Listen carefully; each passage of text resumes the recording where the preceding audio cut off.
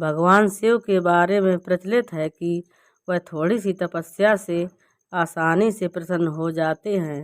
हालांकि कई ऐसे उदाहरण भी हैं जब किसी ने बड़ा वरदान पाने में उनकी कठिन तपस्या भी की है। लंकाधिपति रावण ने भी अमृत का वरदान पाने के लिए भगवान शिव को अपने 10 सिर चढ़ा दिए थे। भगवान शिव से जुड़ी ऐसी ही एक और कहानी है जिसमें एक राक्षस ने शिव जी की घोर तपस्या कर उन्हें प्रसन्न किया था। हालांकि वरदान देकर भगवान शिव खुद ही मुसीबत में फंस गए थे। बाद में भगवान विष्णु ने उन्हें इस मुसीबत से छुटकारा दिलाया था। कहानी के मुताबिक एक बार महर्षि नारद धरती पर घूम रहे थे। रास्ते में उन्हें वृकासुर नाम का राक्षस मिला। नारद मुनि को देखते ही उसने कहा कि मैं आपसे कुछ सलाह लेना चाहता हूँ। आप मुझे बताइए कि ब्रह्मा, विष्णु और महेश में कौन देवता जल्द प्रसन्न हो जाते हैं। महर्षि नारद ने बहुत सोचने के बाद कहा कि वैसे तो तुम तीनों महादेवों में से किसी की तपस्या कर सकते हो, लेकिन ब्रह्मा और विष्णु जल्दी प्रसन्न हो जाते हैं। उनके लिए बहुत वर्षों तक कठिन तपस्या करनी पड़ती है। ये भी हो सकता है कि तुम्हारी आयु पूरी हो जाए, लेकिन तपस्या पूरी ना हो। भगवान शंकर थोड़ी आराधना से ही प्रसन्न हो जाते हैं।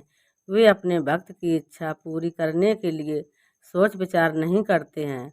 वृकासुर ने भगवान शंकर की आराधना करने का फैसला किया और हिमालय के केदार क्षेत्र में जाकर आराधना करने लगा। यज्ञ, जप, तप, ध्यान सब प्रकार से वह पूजा पाठ करने लगा। कुछ दिनों के बाद उसने सोचा कि मैं शरीर और प्राण को ही भगवान शिव को अर्पित कर दूंगा। ऐसा सोचकर वह अपने शरीर का मांस काट काट कर यज्ञ कुंड में डालने लगा, लेकिन भगवान शिव प्रसन्न नहीं हुए।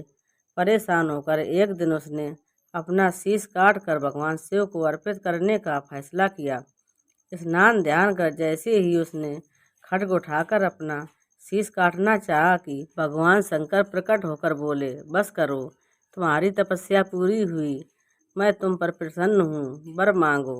वृकासुर हाथ जोड़कर भगवान शिव से बोला, आप मुझे वर दीजिए कि मैं जिस प्राणी के सिर पर हाथ रख दूं उसकी तुरंत मृत्यु हो जाए।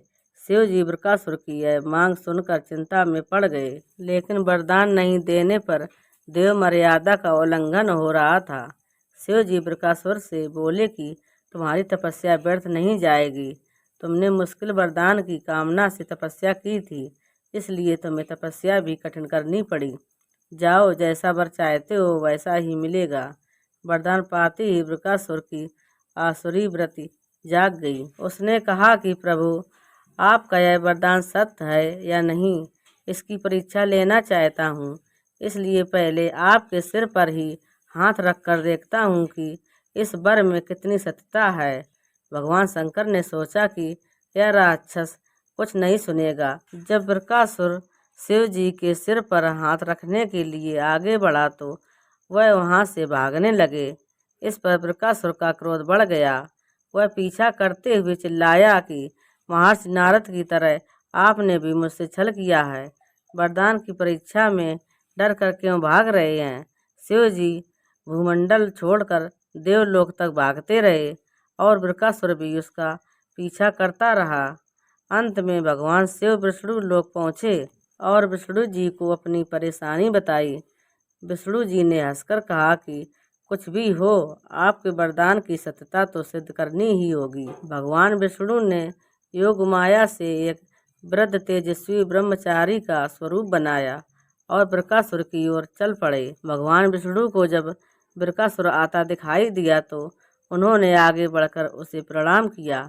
उन्होंने वृकासुर से कहा कि असुर राज, कहाँ भागे जा रहे हो? लगता है कि आप बहुत थक गए हैं। शरीर को थोड़ा आराम दीजिए। आप सब प्रकार से समर्थ हैं, फिर भी मेरे योग कोई काम हो तो बताइए।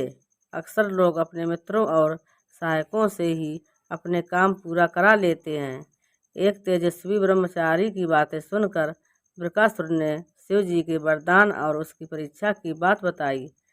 इस पर ब्रह्मचारी हंसा और कहा कि तुम किसके वरदान की परीक्षा लेना चाहते हो? शिव जी का तो अपना कोई घर ही नहीं है, वह खुद भूतों प्रेतों के साथ घूमते रहते हैं। वह भला किसी को क्या वर देंगे?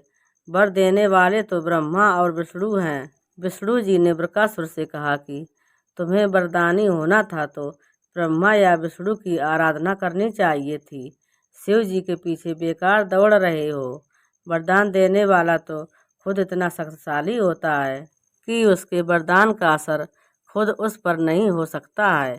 उन्होंने तो तुम्हें झूठ मूठ का वरदान दिया है, तुम्हारी तपस्या बेकार चली गई।